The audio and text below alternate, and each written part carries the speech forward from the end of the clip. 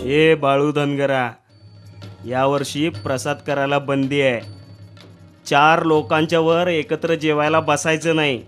गांधीवधामुळं सरकारला सर्वत्र शांतता हवी आहे आणि हा नियम पाळायचा. समजलं काय? नाहीतर हातात बेड्या पडतील. बरं बाबा, सरकारी हुकूमच आहे, त्याला आम्ही काय करणार नाही का? आमचं प्रसाद करणं राहिलं. जा बाबा जा, बिनघोर जा.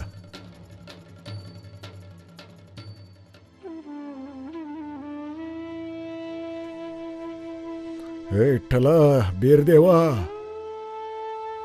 यो बाळू धनगर हर साल तुझ्या यात्रेला येतो, प्रसाद करतो, हजारो भक्तांना अन्नदान करतो. चालू वर्षी बंदी हुकूम आहे म्हणतात. मग सांगा देवा, आम्ही काय करावं?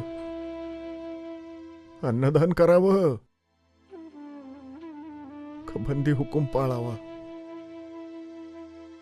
तूच ठरव रे बाबा, तूच ठरव.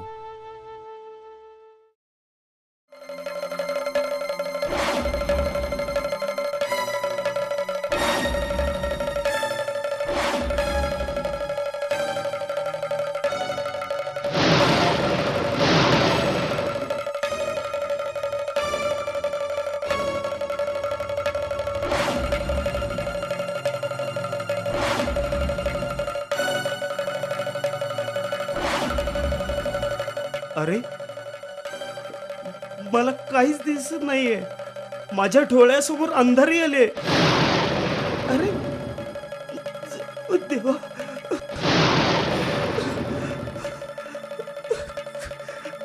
अचानक काय झालं साहेब?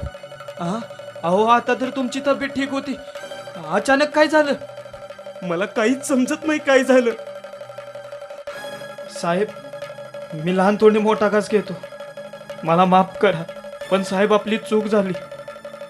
आपण बाळूमामांना आपले सरकारी नियम लादणं ठीक नाही.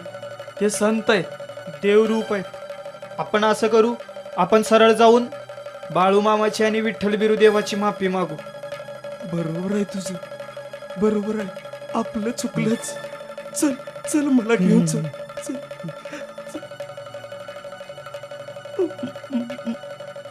बाळूमामा, बाळूमामा, मला माफ करा मामा. माझी चूक झाली. मी तुम्हाला प्रसाद बंद केली. माझी चूक झाली मामा. मला माफ करा, मला माफ करा. आम्ही तुम्हाला खुली परवानगी देतो, प्रसाद करायची खुली परवानगी देतो. आम्हाला माफ करा. फौजदारा, ए फौजदारा, अरे बाबा, तू सरकारी माणूस, तुझी ह्याच्यात काय बी चूक नाही. तू तुझी कामगिरी पार पाडलीस. माझा तुझ्यावर अजिबात राग नाही. काळजी करू नको बाबा.